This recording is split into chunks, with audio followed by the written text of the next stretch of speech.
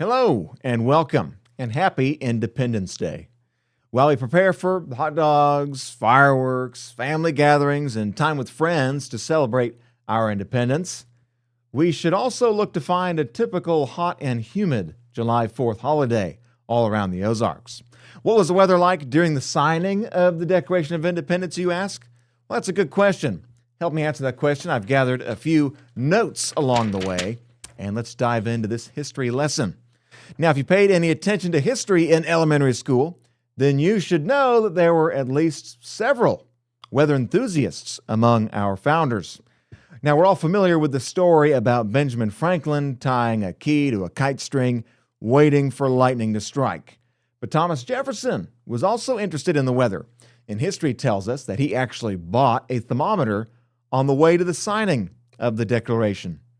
He is also recognized as being the first in the United States to organize a statewide weather watcher network in Virginia in the 1770s, and the National Weather Service today calls Jefferson the father of weather observations.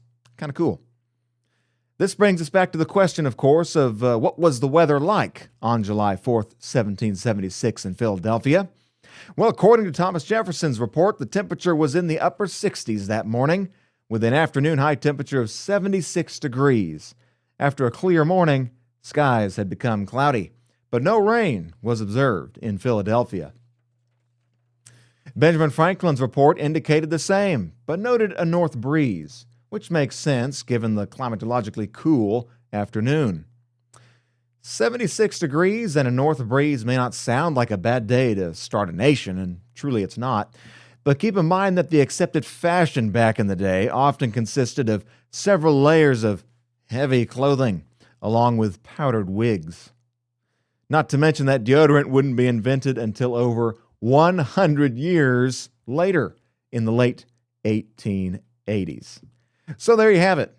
Our founding fathers gathered at Independence Hall 249 years ago today on a cloudy and cool day to sign a declaration of war against the mightiest military on earth for the time. I hope you've enjoyed this Friday history lesson, and I hope you find time to celebrate the brave decision made by our founders that gives you and I the many luxuries and the freedoms we still enjoy today. I'm meteorologist Tom Schmidt for Ozarks First in Springfield, Missouri. Happy Independence Day.